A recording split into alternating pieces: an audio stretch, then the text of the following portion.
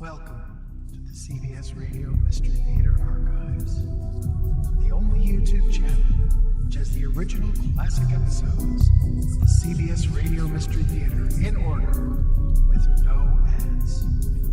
Thank you for listening, and now, enjoy the show.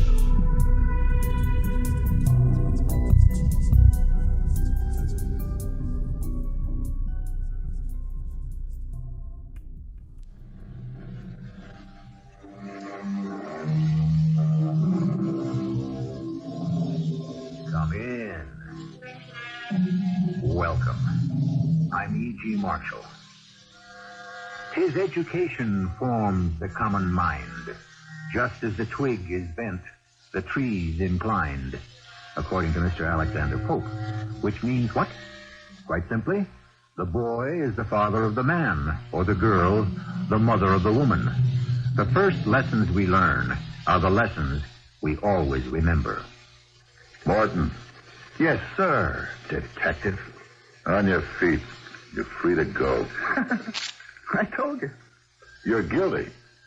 You know that. Mr. Detective, there's no such thing as guilt. Innocence. It's all a matter of money, connections, and lawyers. Yeah. And you got 'em all. Punk. All I did was steal a few radio and TV sets. Why do you take it so seriously? How are you going to feel when I get away with murder? Our mystery drama, Once a Feast, was written especially for the Mystery Theater by Sam Dann and stars Fred Gwynne. I'll be back shortly with Act One.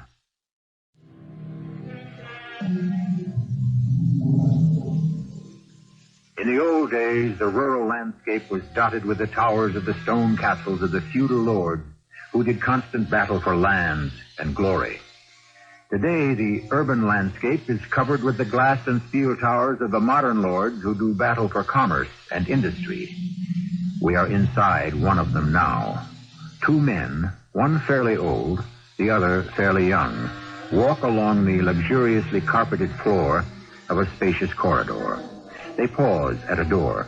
On it is neatly lettered the legend, Frank J. Ellsworth, Head of Security.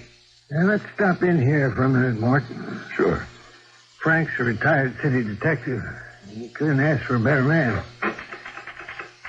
Frank, you busy?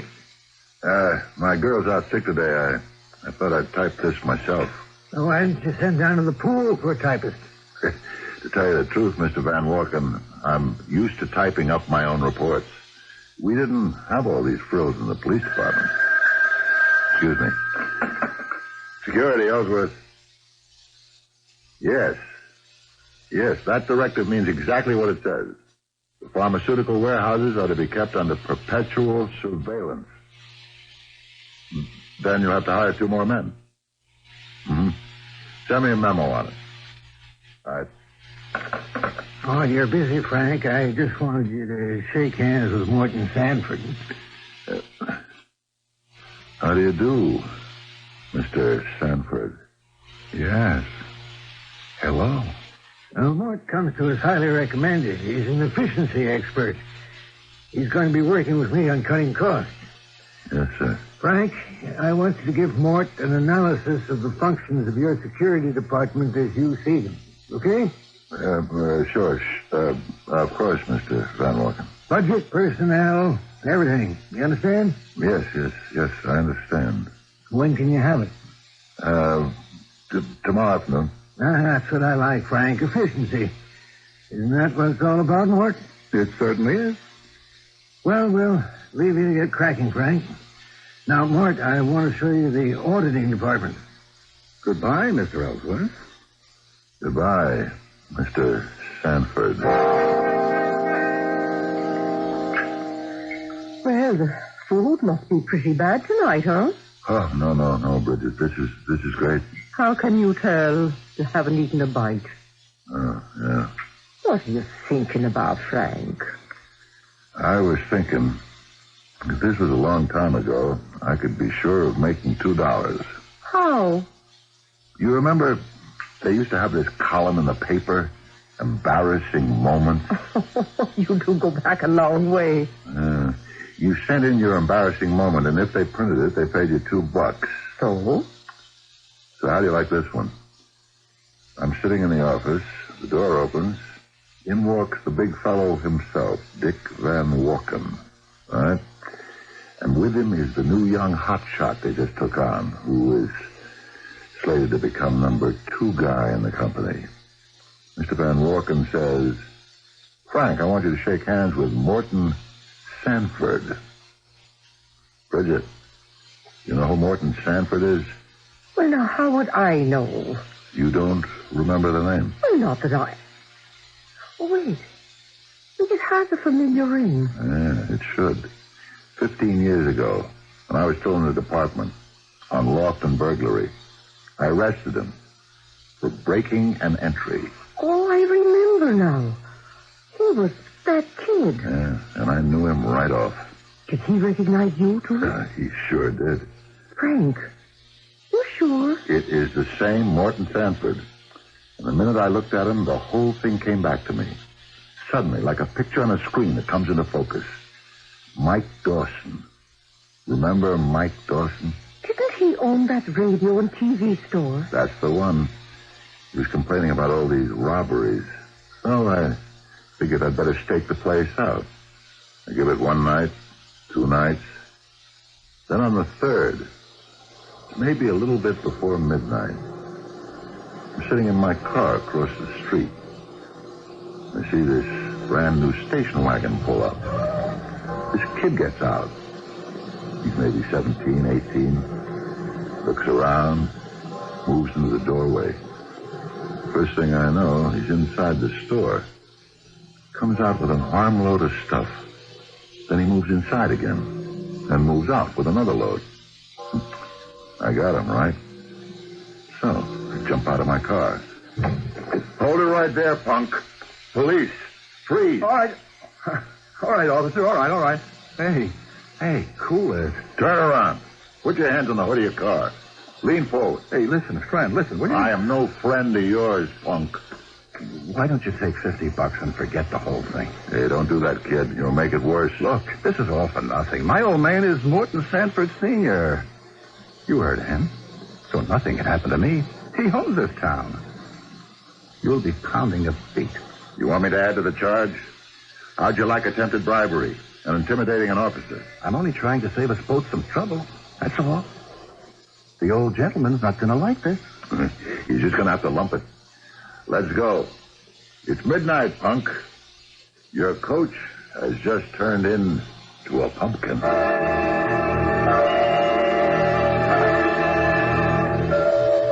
That's a good color, Frank. You got the evidence and everything. It's airtight, Joe. Write it up and go home. They should all be this easy. 14th Detectives, Lieutenant Krause. Yeah, I'll hold. It's the commissioner. This hour of the night? Yes, Commissioner, we did. We have. The arresting officer, Detective Ellsworth. Well, he's right here, sir. All right, I'll put him on. Frank. What's it about? The commissioner wants to talk to you. Detective Ellsworth. I did, sir. I caught the punk. Sorry, sir, but I'm old school. To me, a crook is a punk. Yes, I booked him. Was there any reason I shouldn't? Frank, you're talking to the boss. Yes, sir. Good night to you, too, Commissioner. We starting to get some heat? This is a punk who did a break and entry? Well, why is the commissioner interested? Morton Sanford is the son of Morton Sanford Sr., who gives $1 million each election to both political parties. He owns half the real estate in this town. Does he also own the police department? How can they spring this punk? He's been caught in the act. See? If you'd listened to me in the first place, you'd have saved us both a lot of trouble. And even made yourself a few bucks. You're a rich kid. A millionaire. For crying out loud. Why do you steal? I can only tell you what the man said when they asked him why he climbed Mount Everest. Because it's theirs. You want to listen to me, kid? Don't let him spring you. And why not? Because you did something wrong. You have to pay for it. You won't necessarily have to go to jail. You could get a suspended sentence. Maybe they'll hand you over to the head doctors. But you have to face it. And face yourself. You did something wrong. So did you. If I ever get a chance to pay you back, you can bet your life I will.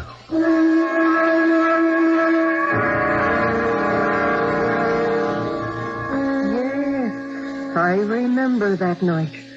They got him out of it, didn't they? Yeah. Dawson, who owned the store, came forward and said his place hadn't been broken into at all. He said Morton Sanford had actually bought the stuff, and that he'd given the kid permission to come by later that night and pick it up. That's right. They bribed him. Oh, they must have. Yeah. And there was nothing I could do about it. So, Frank, what happens now? I guess we'll just have to wait and see.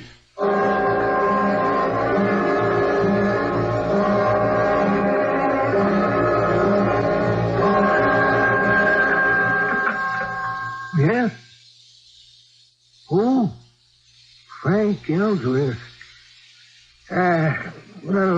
Tell him to come in. I'll have to see him, I suppose. Frank. Come on in. Sit down. I just got the news, Mr. Van Walken. I'm sorry, Frank. You've been with us 5 years since you retired from the police department. You've done an excellent job. You've been dependable and loyal. It's just that... this new fellow, Mort Sanford, that's why we hired him. Sure. He did the complete analysis. Showed us how much we can save by disbanding our own security system and hiring a private agency. Yeah, can't fight the figures. I've seen the report, Mr. Van Walken. You're cutting down on surveillance for the pharmaceutical warehouse building. Not quite. All our warehouses are on city streets. We do get protection from the city police force as well. And I know how you feel, Frank, but you can understand it's nothing personal.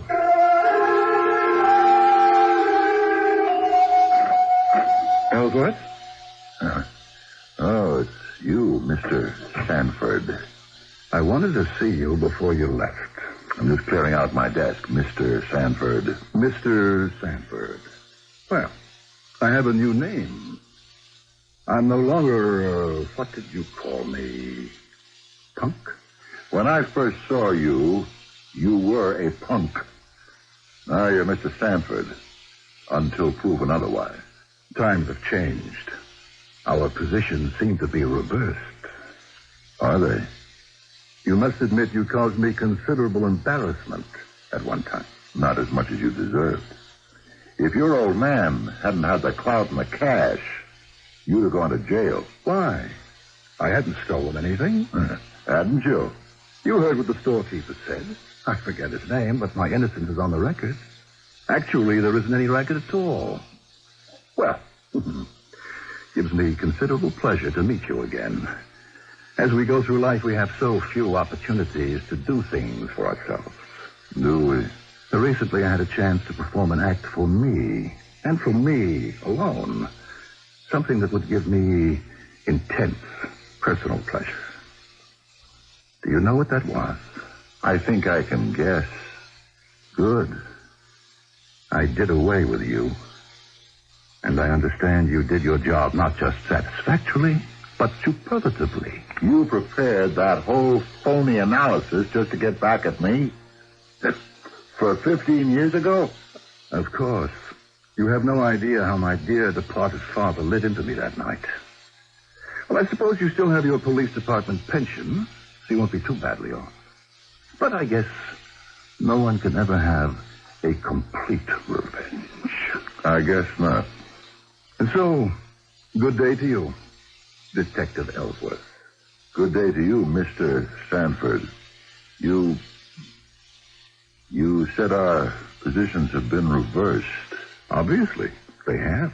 Obviously, they haven't. I'm still a cop. And you are still a punk.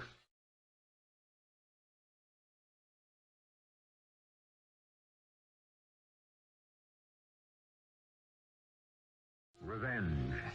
The urge for satisfaction for a real or fancied wrong can lead to the most unexpected consequences. Two men meet after 15 years, and you're positive that they simply will not drop out of each other's lives again this time. And what's more, you're right, as we shall demonstrate in Act 2 shortly.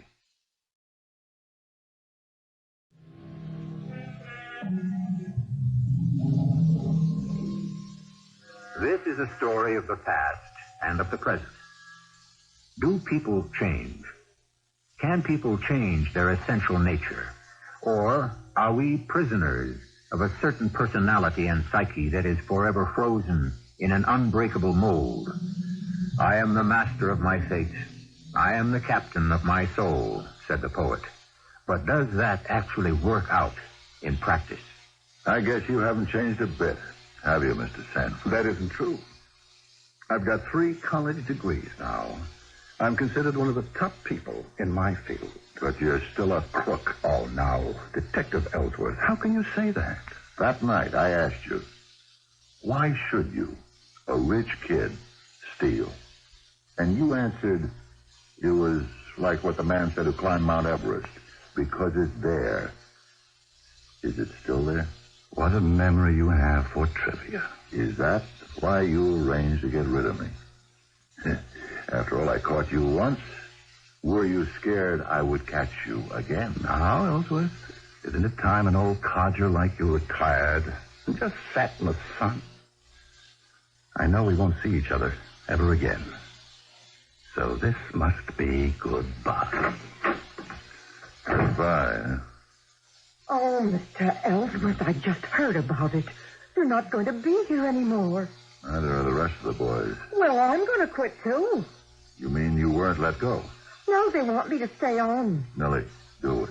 You need the job. I don't care. I'll get another one. It's not so easy when you're out of work. Personnel wants me to work in that new fellow's office. You know Mr. Sanford? Yeah. I don't like him.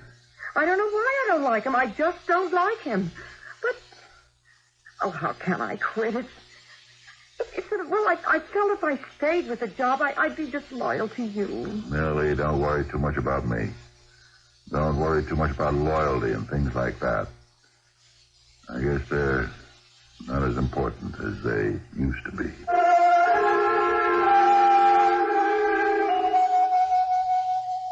Well, what do you want to do today, Frank? I think I'll read this book, Bridget, darling. It's on psychology. Has to do with the attitude of the habitual criminal. Oh, which means you're going to sit around the house. No. What would you want me to do? Oh, nothing. Let me know when it's time for lunch. Oh, dear, you just had breakfast. Oh, am I going to have you underfoot all day again? Frank, let's think about going to Florida. Bridget, I do not want to hear that word. No, Frank. You can say any word you please except that one. Why? Oh, because it's a dirty word. It means retirement. It means being washed up. No, it means a new stage in your life. I can still do a day's work. Frank, you've earned your retirement. He got rid of me because he's a crook. No, Frank, a man may have done something wrong as a kid. But can you hold it against him for the rest of his life? He's a crook. And I am going to prove it. And then I'll feel I've done all my work. Then maybe I'll think about retiring. Where are you going?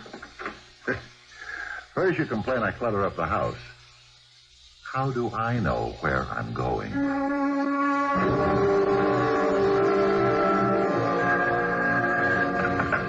Inspector Krause? No, you just deliver that evidence to the DA. Right. Hello, Joe. Oh, Frank. Come in, sit down. You're sure I'm not interrupting anything? No, it's always good to see you. How's Trix? Trix? You know me, Joe. I'm an old dog. I can't learn any new ones. Excuse me, Frank. Inspector Krause? Yeah. Look, talk to me about it later, huh? You are busy, aren't you? Can I do something for you? Well, you remember that kid, the Sanford kid? Yeah, I remember. This old man had all the money in the world until one day when he lost it. But that was long after he was able to buy the kid out of that jam he was in. Would you say a kid like that could ever reform? Why'd you ask? Well, today he's got a job as a big corporation executive. I guess you just answered your own question. Obviously he's reformed. Joe, it's the place I used to work for. He fired me. Why? Because I'm wise to him. He knows I know he's up to something. Joe, listen to me. Put him under surveillance. Surveillance? I'd need probable cause. On my hunch. Joe, you used to say you could always go by my hunches. Yeah, now, Frank. You and I know he's a crook. You were on the desk that night, Joe, 15 years ago when I bagged him. Doesn't your own instinct tell you I'm right? Sure, Frank. All right, here's what I'll do. I'll see who I can spare, and I'll put him on it, okay? Just as soon as something breaks, I'll let you know. How's that? Joe, you're talking to me like I'm one of the old guys who are, just a little bit gone in the head. Frank. I'm sorry, Joe. Shouldn't have bothered you. And I won't anymore.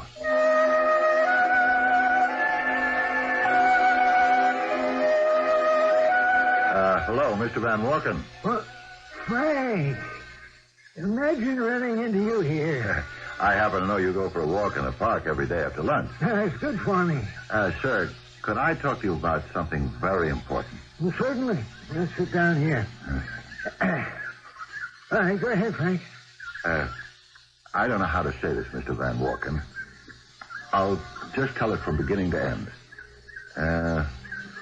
One night, 15 years ago, I arrested a teenage kid for burglary. His father was rich and was able to buy him out of it. And justice was thwarted. Those things happen. Yeah. Well, just recently, this kid who grew up became a big corporation executive. His name is Morton Sanford. Mort Sanford? Yes, sir. And he had me fired for 2 reasons. He himself told me the first one. It was to get back at me for that night 15 years ago. And the second, well, once a crook, always a crook. And he's out to steal again. Are you telling me that Mort Sanford has a criminal record? There is no record, exactly, because the thing was quashed. Therefore, you couldn't prove what you're saying. No, sir. Frank, But I know you worked hard to set up the security division for us. But you got paid well for it, and business is business. And each one of us is expendable. That's the way things go in the world. Sir, I'm a cop. I can only tell you that Morton Sanford is a crook in his heart. No, don't let losing the job embither you. Don't start to spin all sorts of revenge fantasies. And don't go around talking this way about Mort Sanford. As a cop, you should know there are laws against slander. But it happened. What happened? He was arrested for burglary. Where's the record? I told you, Mr. Van Walken, the thing was hushed up.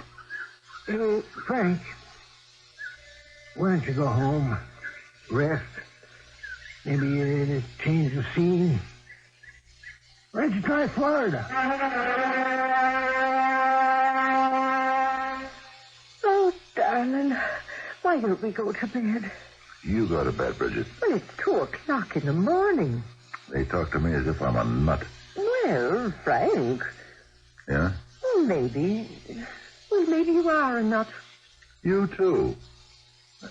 I know that I arrested Morton Sanford for burglary 15 years ago. No, Frank, you didn't. It never happened. Now, you know perfectly well. Mr. Van Walken is right. There's no record, so it never happened. Now, that's the way the world wants it, dear, and there's nothing you can do about it. But I know. Remember in high school, Frank, we read this book, Don Quixote? Now, is that what you want to become? A nutty old guy wearing a frying pan on his head? Frank, please. I know I'm not crazy. Well, now, why do you say the kid's father bribed Dawson to say the stuff had been bought? Why couldn't it have been true? Because it doesn't make sense. Well, to you.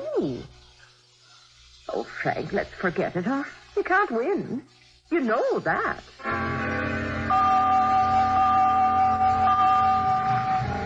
Hey, pal. Listen, pal. Have you got a quarter? You mean there's a joint where you can still get a shot of booze for a quarter? They must pour it right out of a varnish bottle. Honest, I just want to get a cup of coffee. Listen, fella, you see that bus coming?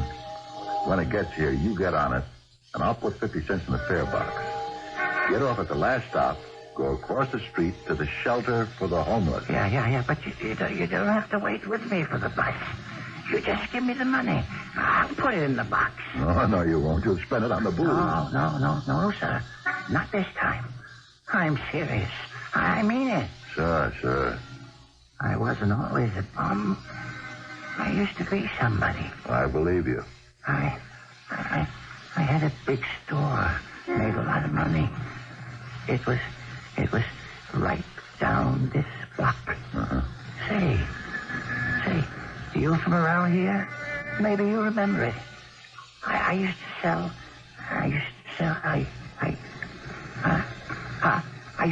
What did I used to sell? Oh yeah.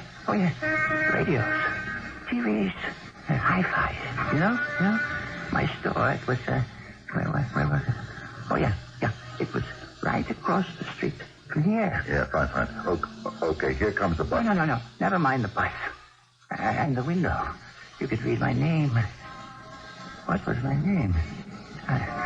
Mister, don't get impatient. It'll come to me. My name. Yes.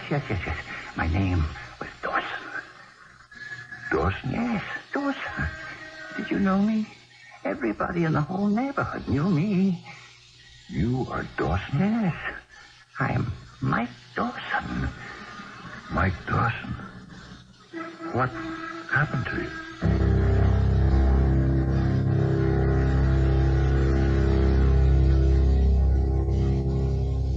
It's obvious what happened.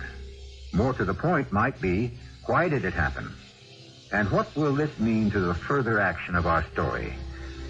The threads of the past lead us back to the first act, but the imperatives of the future lead us forward to the third act shortly.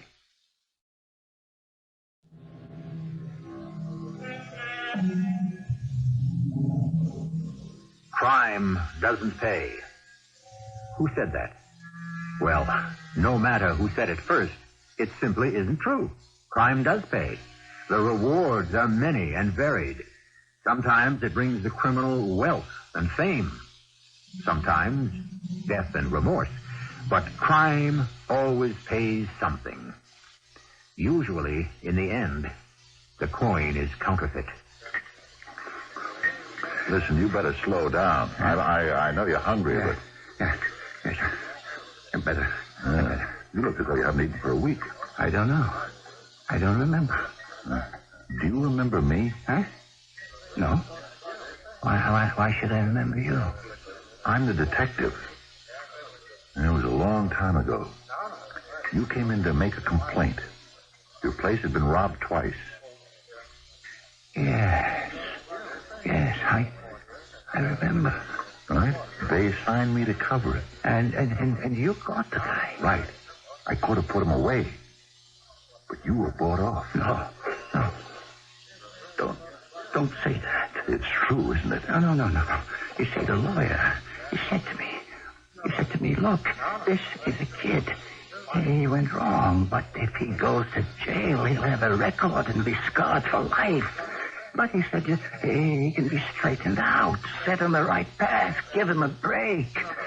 So I gave him a break, that's all. That's all? You mean no money changed hands?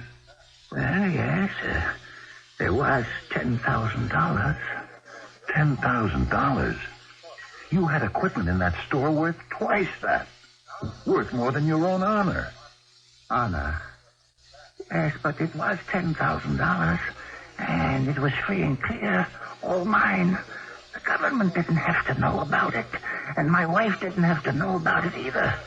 10,000. And it was all for me. What happened to it? A girl got some. The horses got some. The rest, it went here and there for this and that. And then one day I woke up, and it was all gone. My wife found out about the girl. She walked out, took the kids. I love my kids. You want another cup of coffee? The girl walked out and me too. I had nothing left, so I had to turn to booze. And here I am. $10,000. I always say I'm going to put things together again. Go back to the way it was. But how? How? The kids are grown. The wife's remarried. And I'm just an old bum. And the punk. I read about him in the newspaper. He's a big shot now.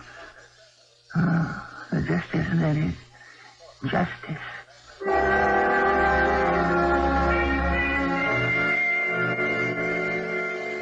Well, I am sorry for Mike Dawson, but he made his bed. And what could you do about it anyhow? The man's life is over. Yeah, but he served a purpose, Bridget. Yes? First, he convinced me that I'm not crazy, that the thing actually did happen.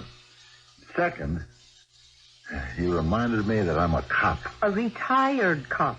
But a cop is always on duty. Another crime is being committed. At least it's being planned. Oh, come on now, Frank. What kind of crime? I don't know. But it will be committed against the Van Walken Corporation by Mr. Morton Sanford. Oh, darling, you simply can't accept the fact that it's time for you to retire. No, I accept it. But I got some loose ends to tie up first.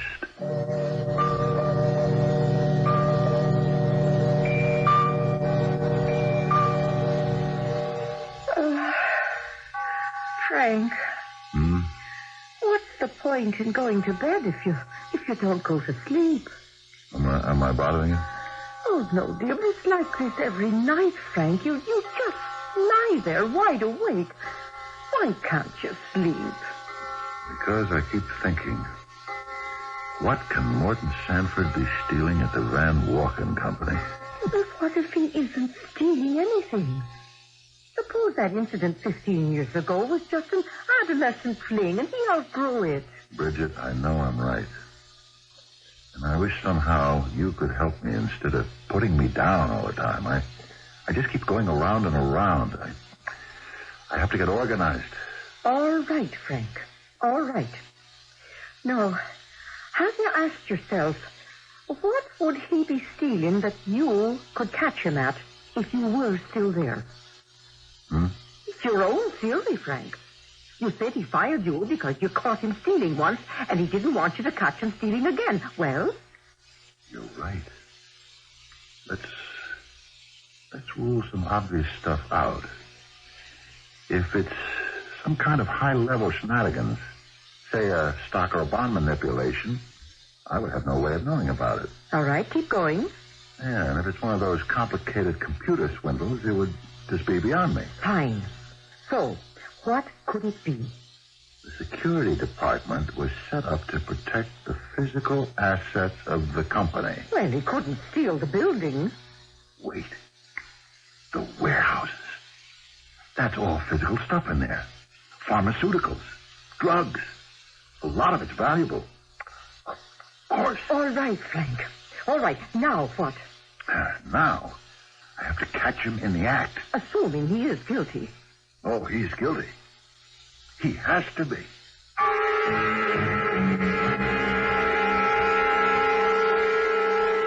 Oh, thanks for taking me to lunch, Frank.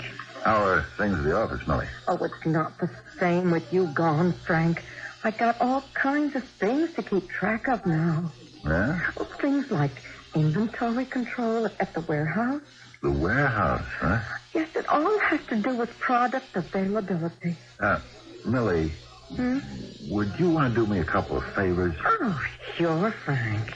Well, first, don't tell anybody you had lunch with me, okay? Or that you even saw me. Oh, no, okay. And second, do you happen to have the latest inventory figures? Oh, sure, in my desk. Do you suppose you could let me know what they are? Well, in a general way, I can tell you right now.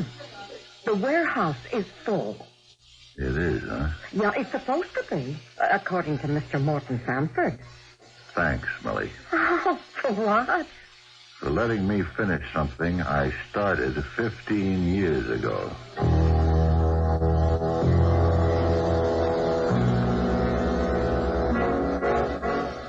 Frank, where are you going? Oh, just out. You go out after supper and you don't get back till almost daylight. It's been like this for the last 3 or 4 days. I won't be long. Why don't you watch some TV? Oh, that's what you say to me every night. Wait a minute. Under your arm. What's the idea? What idea? Frank, that's a holster, I can tell. You're carrying a gun. Look, Bridget. Where are you going? I'm going with you. No, Bridget. Frank, you take me with you. I'll follow you. I'll go downstairs and get a taxi. And... All right. Just be quiet and keep out of the way.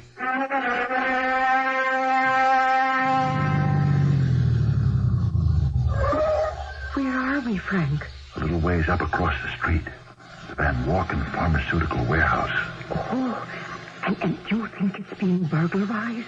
Yeah. But how, Frank, how? It's got the most foolproof and reliable alarm system. You installed it yourself, didn't you? Yeah, I did. And they've got guards inside. Not as many as I had. And they don't have the same responsibility.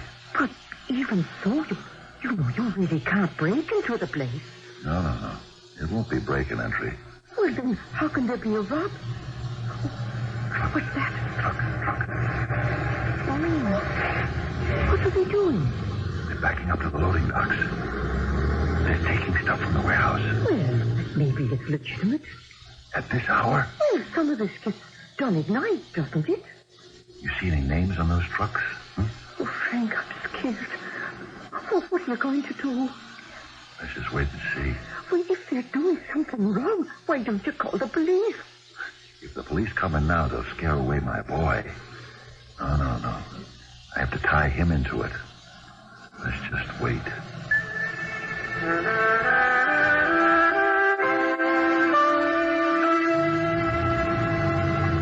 Oh, the trucks are leaving. Yeah, they're all loaded. They're finished. Now what, Frank? Now, we've got him either way. But I sure hope he's here. Who? Look, there he comes out of the warehouse. Oh? Now, Bridget, do as I tell you. Yes? Understand? No matter what it looks like or sounds like, you do exactly what I tell you. Yes. Get behind the wheel. Hold it right there. Police. What? You. Yes, it's me, punk. What's the meaning of this? You're under arrest. You're no longer a police officer. This is a citizen's arrest. On what charge? You just robbed that warehouse. I am an executive officer of that company. Yeah, and you've been stealing them blind. Get in the car. Frank? Madam, are you this man's wife?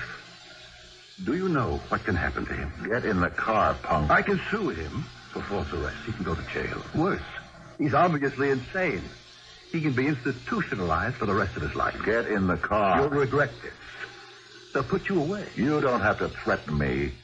I know what I can be in for if I'm not right. Frank, what do you mean, if? Maybe what happened here tonight was on the level. Maybe it was all on the up and up. But why would you be here? A big shot like you. I'll tell you why. To kill the alarm system, right? Now listen, detective. I'm not a detective anymore. I'm only a private citizen. But you're cooked. Your inventory shows this warehouse is supposed to be full. How did you know? Tomorrow, Dick Van Walken will look at your statistics, and then he'll look at the empty shelves. And you've had it. The shelves aren't empty. No, that's right. You can see the cartons on them from floor to ceiling, but I'll bet they're only 2 deep. There's all that empty space in the back. Listen, what's it to you? Why don't we talk this thing over, in a sensible way? Ah, you mean you want to bribe me? Well, why shouldn't we have an understanding? Oh, we do. You're a crook. But I can't help it if I steal. I tried to tell you that 15 years ago. If you'd listened to me then, you wouldn't be here now. Can't we talk this over? Get in the car. No.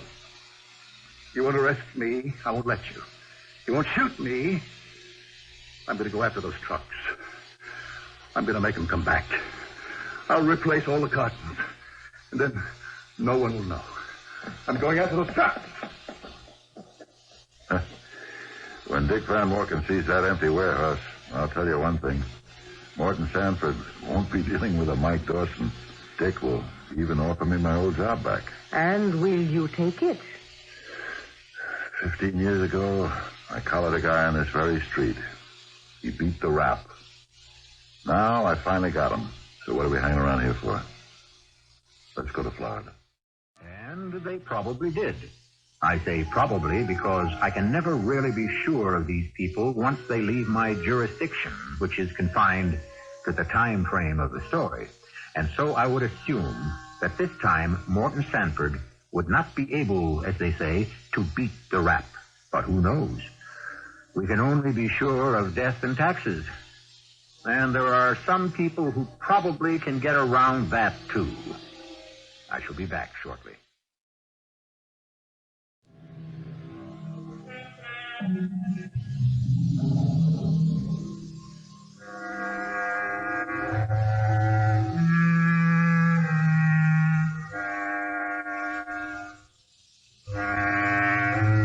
Our story is called Once a Thief, and the implication is always a thief. We find agreement, more or less, in the great book, which tells us that the leopard cannot change its spots. Does that mean there is no hope? Not really. It is true that the leopard cannot change its spots, but this is the mere outside covering. Nowhere does it say that the leopard cannot undergo a change of heart, nor a thief a change of mind. Our cast included Fred Gwynne, Joan Shea, Robert Dryden, and Bernie Grant. The entire production was under the direction of Hyman Brown. I hope you enjoyed this episode of CBS Radio Mystery